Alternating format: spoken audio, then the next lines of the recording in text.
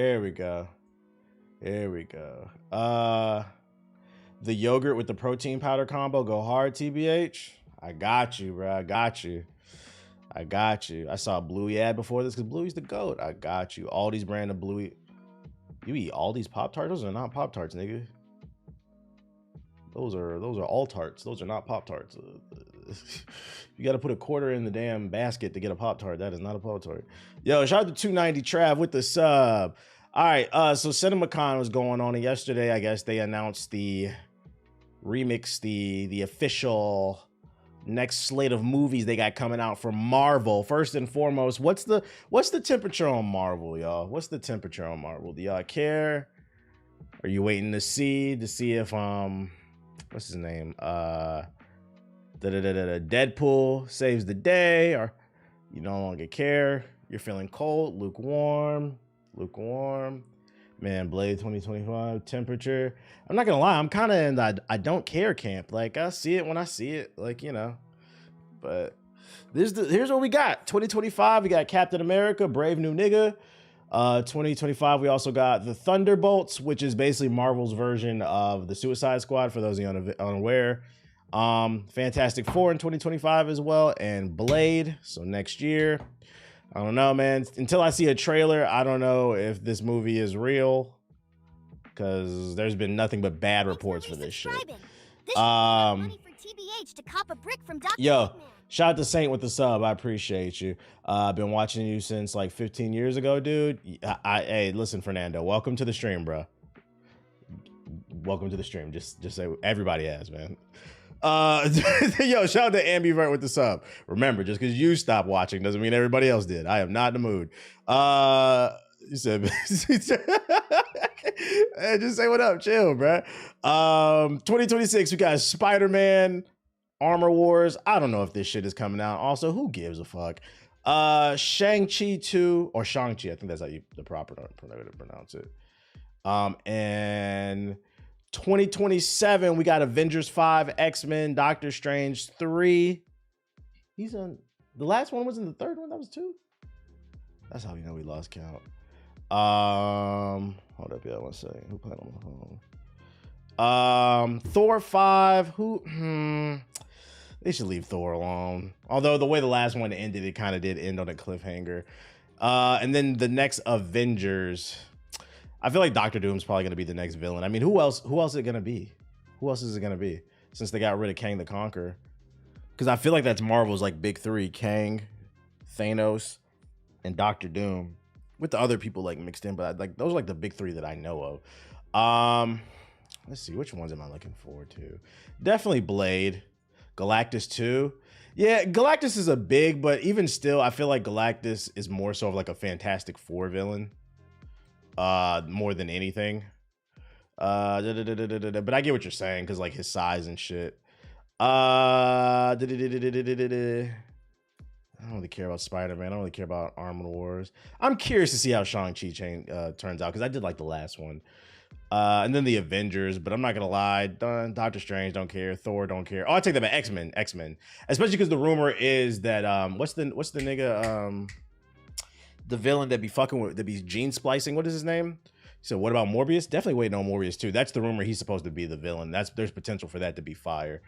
So like half of these I'm interested in. I'm not gonna lie, I'm not really too interested in, even though it's Mr. Sinister, yeah. Even though Captain America's black now, like I don't know. I feel like I'm kind of Captain America all out. I kind of just want to see him like in a team, but not really interested in like a solo movie. But the interesting thing is, I could be wrong, and the reason being is also during CinemaCon, a preview of Captain America's Brave New World footage was shown. It was like a clip, and apparently people loved it. According to this critic, they acknowledged that Ross looks different, Thunderbolt Ross, because remember, the Hulk movies are they are canon, even though they're kind of forgotten. But the person who played Thunderbolt Ross in those joints is no longer, I think he passed away, right? And he's being replaced by Harrison Ford. Ross wants to rebuild an Avengers team, and Sam and Joaquin, yeah, he passed away, yeah, R.I.P., went on a successful mission, and the president is proud. Isaiah Bradley ends up possessing a Winter Soldier brainwashed style, tossing Sam at the table at the people, shooting at world leaders, and even jumping out a window to flee. The action is gritty. It looked quite fantastic. It sounds like it's being more grounded. So the 2004 Hulk movie is canon now. One of those are, not the first one, because remember there was 2 Hulk movies. The second one where he fought Abomination, I think. He fought Abomination. That one. I think that one is canon to the MCU. Even though they changed the Hulk actor again to the current guy. There's been 3 different Hulks. Yeah, the Incredible Hulk. Yeah. So yeah, Thunderbolt Ross appeared in that movie, but he's being recasted by Harrison Ford, aka Han Solo. So that'd be interesting. And apparently they made a joke about it too. But that's good. I'm glad that people are receiving it well and people aren't just dismissing it because it's a black Captain America. I'm happy to hear that. But then again, this is a room full of critics. This is not the general public. So we'll see how this plays out when a trailer drops. At least they're dropping it Black History Month. That's what's up. On Valentine's Day next year. That's easy to remember. Interesting. So maybe it'll take a black man to save, because he's kicking it off everything. Maybe it'll take a black man to save the MCU, chat. If the response to the preview was good, it might take a black man to save everything. But I mean, come on. Black folks, we used to saving everything. We just don't get the credit. Come on. We'll see though. We'll see. Let's talk about Sonic. I mean, following Sonic. What if it's secretly a love story? What does that mean? What does that mean? A love story? What? First Sonic 3 footage teased. Oh yeah, so also during CinemaCon, apparently they showed a clip of Sonic 3, and some first Sonic 3 footage teased Sonic and Dr. Robotnik teaming up to take down Shadow. The first footage of Sonic the Hedgehog 3 may have debuted behind closed doors at CinemaCon 2024, but reports from the convention floor have already teased what to expect from the Blue Blur's upcoming threequel. Like how Doctor Strange was a Mother's Day movie. Am I missing something? What? Are you saying because it's coming out on February 14th, you think it's going to be a love movie? I think you're missing what I'm asking you. If it's a love with, like, who's he in love with? Like the Shield? Like, was he in love with the government? What are you talking about, bro? According to IGN, the footage kicks off with Jim Carrey's Dr. Robotnik lamenting his defeat at the end of the last movie.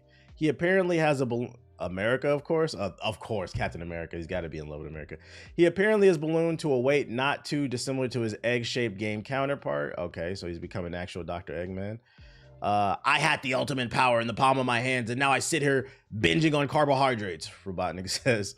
A quick word from Agent Stone, seemingly a discovery of Shadow, helps perk up the good doctor, however. The rest of the footage purposely shows Sonic, Tails, and Knuckles up against Shadow. The teaser also apparently sets up Robotnik and Sonic combining forces to take down the mysterious new hedgehog. Unfortunately, still no news yet on who will be voicing Shadow, the character who first debuted in Sonic Adventure 2 is a fan favorite. Yeah, we know. Yeah, I know you. I'm like, what are you talking about? You gotta keep in mind, my brain is operating at a slower pace today. We knew that with Shadow coming into Sonic 3 and some of the bigger things that we want to do, the Sonic franchise on the movie side is going to be these Avenger level threat events. They're going to be these big, we reread that the other day when he was talking about he wanted Avenger level threats. I mean, yeah, it sounds like they're pretty much doing some type of play on Sonic Adventure 2, which I mean makes sense because Shadow's being introduced, which means if it lines up with the game, from what I remember, and I'm sure the Sonic niggas in the chat will correct me. It's been a while. It's been a few years since I played Sonic Adventure 3. I mean 2. 3 doesn't exist. In 2, the main villain was Dr. Robotnik's dad and Shadow, right? And Dr. Robotnik's dad had Shadow brainwashed, but then Shadow just wanted to protect Maria, and then eventually at the end he flips or something like that. I don't remember the exact story, but I don't think it was Robotnik. I could be wrong. Okay, Sonic 4 is Silver. Is this his grandfather? My fault. I knew it was somebody related to Dr. Robotnik. I mean, Silver could be in Sonic 4 if they do that, or Metal Sonic. They have other characters they could do. Yeah. But yeah, if it's anything like the second game, which based off what they described, it sounds like they're almost following it to a T.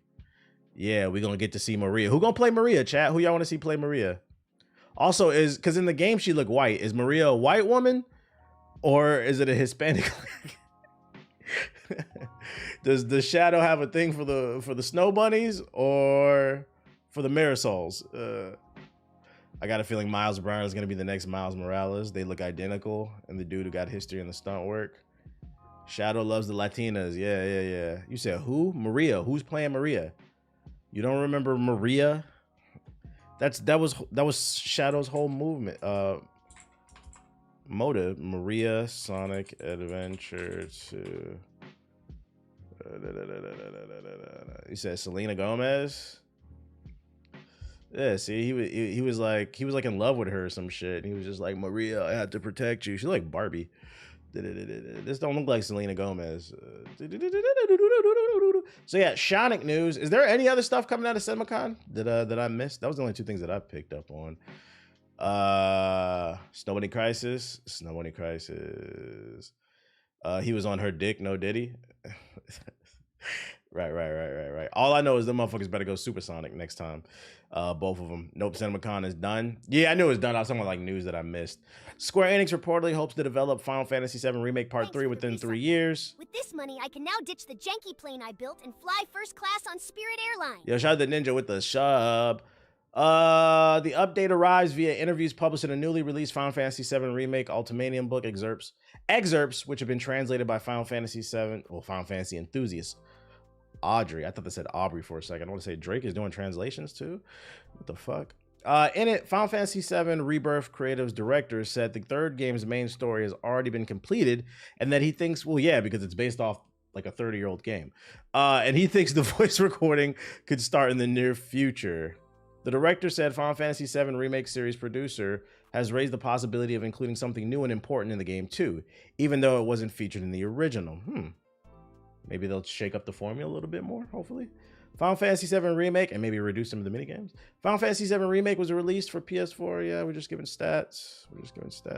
How I've been great. I'm just tired today. With about a year spent working on Intergrade, Keysen says Square Enix managed to make Rebirth in about 3 years, partly thanks to employee retention. By retaining much to the same team for the third game in the series too, he reportedly hopes to have it done in the next 3 years. So basically 2027 maybe? 2026 at the earliest, part 3. My question is for the people who are like big fans of Rebirth, are you like, does this excite you? I feel like I've seen this tweet at least 5 times. Everybody I know that's beat this game, they said that they enjoy Rebirth, but they're burnt out. And that's why the game kind of got put on the back burner for me, because between this game and Dragon's Dogma, like these open world games are burning me the fuck out, man. That's why I'm looking forward to Stellar Blade. I just want to beat some shit up. I don't want to run around all the goddamn time from mission to mission doing dialogue, all this other, especially when not even all the characters are interesting. But yeah, every person I've seen beat this game said they loved it, but it was way too long. I've even seen some people say there was crazy difficulty spikes at the end of the game, some bullshit. And I've seen a lot of people say they didn't like the ending to this shit. So I'm actually curious when I get back to this game what it means. Were the level-based games? I know, right? What happened to that design choice? What happened to that gameplay design choice? Levels. Like, you remember when games were level 1, level 2, level 3, final level. Or you get a message that pops up, you're about to enter the last level. Are you sure you want to go? Make sure you do all the side quests. I mean, I guess that's still kind of the game, but you know what I'm saying. Levels are behind a paywall. I guess the natural evolution of levels in video games have become, the paywall, aka the battle pass. That's where the level is now. Level 1, red skin. Level 2, blue skin. Level 3, green skin. Level 4, Aki the doggy, ladies and gentlemen. Hello, animal. What do you need? Got boogers, dude. You need a hug? Come on, dude. Come on. Why you always gotta put your damn claws in my face, bro? Akamaru the doggo, ladies and gentlemen. Yeah, that's mint on my breath. I brush my teeth. You should brush yours because yours stinks. Very handsome. Good doer. Very good citizen. Why are you smiling so much, bro? Must pay the Aki toll. Yeah, the Aki tax. I gotta do the Aki tax. He's gotta get his half-hour hug. And a kiss. You're welcome. Okay, I feel better. Head ass. Tomorrow is my dog's birth. Bruno's turns the big one. The big one. He'll be 2 in June, actually. The Aki tax is in full effect. Star Wars Outlaws. We got some good news. Are we sure Star Wars Outlaws is a Ubisoft game? Its director says there are no map towers to climb.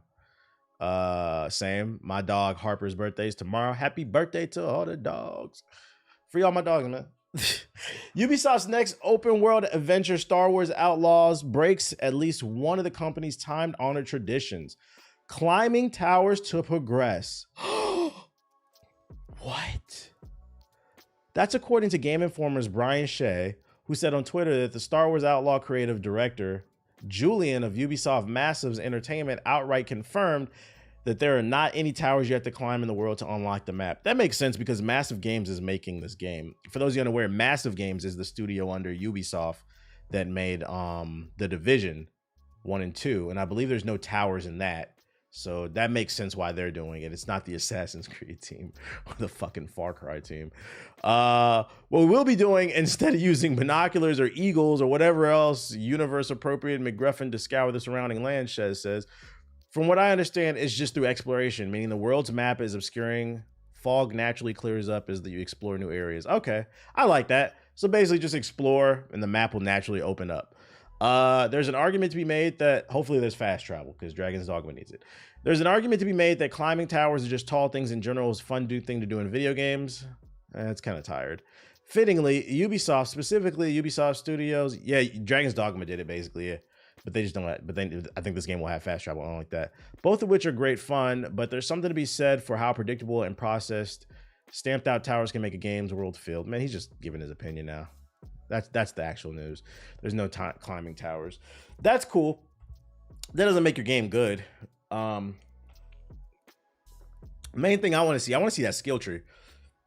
My main concern with this game is the story does look interesting. The story does look interesting. Seeing the Empire's reign from the perspective of like a thief just trying to get by. But with the problem with making them an everyday person who has a blaster is it kind of limits the skill set. So I want to know, what can she do besides run and climb and shoot the pistol? Because it might get boring kind of quickly. Like, it's got to be a fun RPG with some cool abilities. And maybe like her droid can do some things where they can do like some combo moves, or maybe she gets her hands on some like, because she is a thief, a smuggler. Maybe she can get her hands on like some top level tech that lets her do some crazy things on some Ratchet and Clank type shit. Yeah, she's got a droid. I think that's the way they're gonna have to sell the game. I need to see the skill tree. That's the only thing I'm not sold on, is her capabilities. I'm hoping for some stealth in the game. And the cutscenes, she's sneaking around a lot, so it makes me think this game is a stealth action game. Not a stealth game, but like Assassin's Creed stealth action, where it gives you the option to play stealthy or go in guns blazing, but we'll see. That's just cutscenes. It could just be them bullshitting. All they gotta do is make her a badass gunslinger. That's how to fight. Yeah, that's what I'm saying. Like, just give me some cool, I want to see those gunslinger abilities. That's all. I just want a lightsaber. Why play Star Wars and not have one? I disagree with that. I think that Star Wars' biggest problem is leaned too much into the Sith and the Jedi storyline, and Star Wars is so much more than that. I think that's why Ahsoka was so interesting, even though it did have the Jedi stuff in there with the Baylan Skull stuff, playing into like the gods of the Force and shit like that. That was very interesting, giving more lore. I don't think everything needs to be Jedi and Sith for it to work. Shit, there was a bounty hunter game on GameCube with, I think, Jango Fett. I liked it, but then again, I was a kid. Facts, Star Wars lore is huge. Is huge, and if you want the franchise to survive, it needs to tap into more of that lore. Ahsoka was so good. I don't know why people didn't like it. I think it could have been better. But yeah, I seen a lot of takes saying the show was shit, and I was like, did we watch the same thing? I was like, I don't know about that. I'll give you it could be better though. Why do people resubscribe to the idea of Shadow having a BBC? What up, Simulus? Only Sonic we calling. type of power. The lightsaber is just the most popular aspect of the show. Yeah, like that can be a thing, like with like side characters and stuff like that. But when you lean too much into one thing, that's when stuff starts to get tired. It was boring to me. Did you get to the end of the show? What else we got? Windows will start testing ads in Windows 11. One more reason for me not to upgrade because I'm still on Windows 10. Microsoft says it's starting to test ads inside of the start menu on Windows 11. The software maker will use the recommended section of the start menu, which usually shows file recommendations to suggest apps from the Microsoft Store. This will appear only for Windows insiders in the beta channel. Oh, wow. Imagine signing up to be a beta tester. By the way, a beta tester for your OS, your operating system, one of the most important things on the damn PC, where if one thing goes wrong, it could fuck up your entire setup. And you lend your services to Windows to be a beta tester to test the latest and greatest features, and you're thinking you're getting access to really cool, innovative features that might be a little bit unstable. And guess what you get? You be the first one to access their fucking ads. That's I feel like this is a slap in the face to beta testers. The app promotions can be disabled in the settings section of Windows 11, but it appears that Windows will enable them by default. Okay, so when this comes out, when this update comes out for everybody, make sure to go into your settings. At least they give you an option to turn it off. That's good. I feel like this is going to affect all the people. This is going to affect boomers then. I can't be too mad at this. When this update rolls out and it's at a beta, make sure to call your parents. Call your parents, call your aunts and uncles, and let them know. Go into your settings of your computer and turn off the ads. Because like for people like that watch Twitch streams, I think you'll be okay. You'll figure it out. But yeah, older people, it might fuck. Because my concern with this is it's gonna slow down people's computers. This is how it starts. And you know they're collecting data. So whenever this shit comes out, turn it off. If everybody turns it off and they collect data on that, wait a minute. Why is nobody watching our ads on Windows 11? Because fuck them. That's why. Hell nah. Not an operating system. I know fucking Linux users are salivating at the mouth. I just uninstalled Windows 11 today. Fucking garbage. What you put on your computer? You put Linux on your computer? Linux users are this is our chance. Windows is fucking up. Hey, buddy, you're mad at Windows? Let me tell you something. Have you heard of a little piece of software called Ubuntu? It's like Windows, except for there's a very limited number of apps, and it's really clusterfucked. Shout out to Prodigy Sage with the sub. Rouge the Bat throws it back. Appreciate it. I went back to Windows 10. I never upgraded. I'm still on Windows 10. I will not go to Windows 11 until I build a new PC, because then you're forced to do it. Linux is great, just no support for games. Yeah, see, I want to be able to play games, so fuck that. Until Linux, like, does Photoshop work on Linux? I'm not gonna lie, I'm kind of behind on Linux. Who uses Linux? I haven't used that shit since high school. That's why I know Ubuntu. Because I remember my computer science class, they ran on Linux. That was the first time I had like a full year of experience with Ubuntu. It was okay. It was okay. Linux feels great to use, but no apps and games you want to actually. Yeah, and that was my issue with Linux. They have alternatives to Windows apps, but the problem is those alternatives are usually not good. Like instead of Photoshop, you got Ubuntu Paint or some shit. Like, And then when third-party apps are being developed, you have to hope that they make them for your software. They're always going to make it for Windows and Mac OS, but there's no guarantee it's coming to Linux. I just had to use Ubuntu 4 for the first time for a project for school. Well, how was your experience with that? Nerds use Linux? Yeah, niggas who don't shower. Possibility Space CEO blames media and employees for the studio's abrupt closure per email. God damn. From my understanding, Possibility Space is another one of these conglomerates that owns a bunch of studios, kind of like Embracer Group. Who did they own? He said, damn, I guess I don't shower. Yo, bad. God damn, they took the site down real quick. They really shut down. Does anybody know what? Oh, let's go to the wiki. Possibility Space was a game development studio founded in 2021 by Jeff Sharon. Oh, it's not? It's just a studio? Damn. What games did they make? He's blaming people. Like, I want to know. I just want to know what games they made. Can't find that. It couldn't have been nothing. Indie game studio. C Games. Or maybe Engadget will give us a list of the games. Possibility Space, an independent game studio with employees. Man, my bad. I thought this was like an Embracer Group. Distributed across the globe. was abruptly shut down today by CEO Jeff Strain. Former employees revealed on Twitter. The studio launched in 2021 with the goal of creating a AAA title, but it also hired industry notables like Waypoint's Austin Walker and Ubisoft's designer Liz England. Its closure follows the shutdown of Crop Circle Games last month, another studio owned by Strain's Media, which co-founded with his wife. And basically they released like this whole statement. Ubuntu is cool for security reasons. Besides that, I think people just need to use Windows 10. Gotcha. Yeah, so basically he said the reason I can't even find, this is how you know this fucking studio sucked. I can't even find what games they made, but they fired all the employees and then they released a statement basically saying the reason we're shutting down the studio is because the media didn't write nothing nice about us. Nigga, make a game to talk about. And here you go. You complained you wasn't getting enough media press. Here you go. Here's some. That's fucking crazy. Are we ever gonna get a Pokemon game for console? Are you joking? Yeah, this is a wild layoff message. It's hella disrespectful, but it just kind of goes back to what I be trying to tell y'all, man. Go to work, do your job, be respectful, network, but never forget you're a number to these companies. And I'm not gonna lie to you, the moment I hear we're a family, red flag. Nigga, no, we're not. No, we're not. You will never be my family. Matter of fact, I found you on Instagram and I blocked you so you can't see my story. You don't even follow me, but I looked for you so you could never see my story. We're not family. Facts. Ain't no job. Ain't no fam. This is a job. And the biggest red flag is when they try to preach that family stuff when they're onboarding you. Not when you're like a few months in or you've been working there for a year, like we're family. Cause then they might be able to get away with that. They might be able to trick you. But like when you enter into a new job and they talk about family, nigga, who are you, Vin Diesel? What are you talking about, bro? Also, but going back to the Pokemon on console thing, what are you talking about, bro? Did you just wake up? I'm not trying to be funny. Were you in the same ice cube as Avatar Aang? There's been several Pokemon games on console. Wasn't it X and Y, Arceus? Like those are on the Switch. That was console.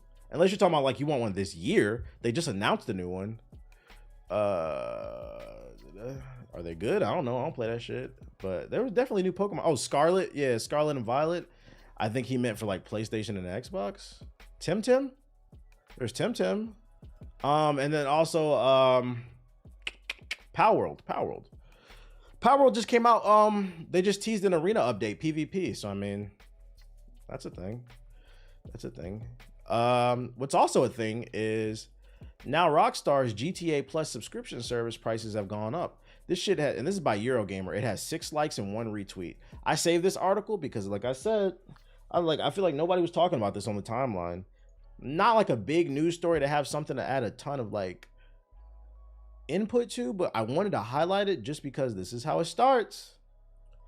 Y'all think it's a coincidence? Y'all don't think it's a coincidence that GTA Plus is getting a price hike by 40% right before GTA 6 comes out? They're gonna do it again and again and again and again. It's making me think they guarantee, because the rumor is that GTA 6 might have a subscription service. I'm really hoping it's not. There's a GTA Plus. Yeah, I guess you get bonus shark cards or something like that. A month. Like niggas really be on this game. They be more invested in their GTA 5 life than their own life. Their resume is deep on GTA 5. I don't care about the price increase. It went up by $2. I'll still fork the cash on it for more benefits. See, you're the problem, Ronan. You are the problem, Ronan. 600. See, the problem with that statement is they're supplying a service that doesn't require anything extra. They're increasing the price for what? It's a digital item. Like, come on, let's use our thinking caps here. It is a digital item. They're not increasing the price because it's a fucking car or it's a console where the chips are hard to get because there's a chip shortage, because there's a lack of products coming from the mines or whatever that are needed for these chips. It's a digital item. And by the way, it's a digital item that's been around for 10 years. Shark cards, in-game money, fucking clothes. You're getting a price hike on a game that came out for the PS3. This is crazy. And we're defending this. This is crazy. There's no reason for this. I don't even get the benefits of my real life job. The GTA Plus is probably why they stopped the weekly Amazon bonus you got. This is also a problem too, because it shows to me that they're leaning more and more into this stuff, and that means we're never gonna get another Ballad of the Gay Tony. Like I want more story. I want more content for the game, bruh. Not content for niggas who want to be broadband bloods and cyber crips. No cap. If I was the CEO, I would do the same thing. Yeah, if you're the CEO, you're trying to make money because niggas are gonna defend it. I mean, you see what he said in the chat. I agree with you. If I was a CEO, I would do the same thing, but I'm not. I'm a consumer. I'm just trying to be pro-consumer, and what Ronan just said is not pro-consumer, bro. That's all I'm trying to say. Broadband bloods and cyber crips is wild. I mean, is that not what GTA Online niggas are? They literally sit on servers cosplaying as cyber crips. Not only are you getting a free car, you're getting $1.5 million every month plus free. Yeah, but you're missing the point though, Ronan. You're missing the point. What warrants the price hike in that? I can't believe you're arguing for this. You get a free car and $1.5 million every month. So it cost them nothing to make that. It cost them nothing to make that. This is economics 101. The way you warrant a price increase, I'll give you an example. Like Netflix used to be, what was it, $5 when it first came out? It was like $5 or $10. The price hike, the first Netflix price hike came because, and it was a digital item, but it came because they wanted to focus more on original programming. It was with the success of Orange is the New Black. So it was easy to do the first price hike because people understood, oh, I love the Orange is the New Black, I love House of Cards, and I love Narcos. I want more content like this. So I'm okay with them increasing the price because they need it in order to film these shows. You're talking about a game that came out in 2013. They're giving you $1.5 million in cash. Who cares? It costs nothing for them to produce it. It's already in the game.